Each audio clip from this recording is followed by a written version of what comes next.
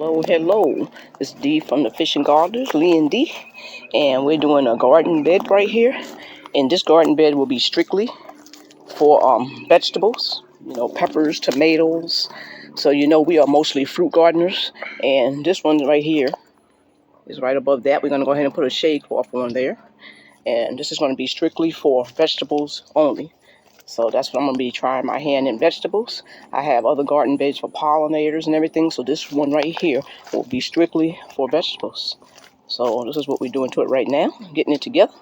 And we'll be back to show you the rest when we're finished.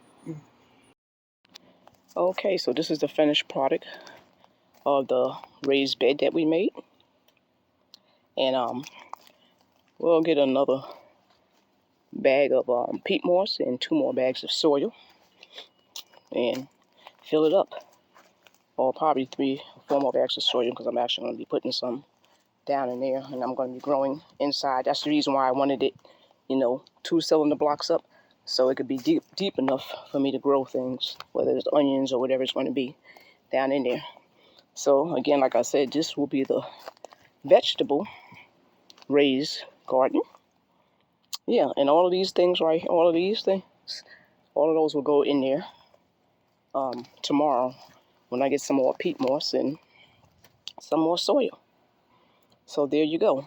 And I'm going to take this off, and I'm going to put a shade cloth over that so that it has filtered sunlight, because I really get some serious sunlight, serious heat here. So I'm going to make sure it's just filtered.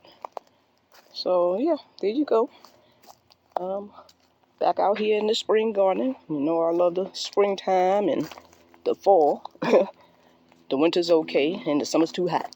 So I'm trying to get all of my stuff done and ready. So when it's hot, all I gotta do is come out here, take a look, make sure everybody's okay. And that'll be that.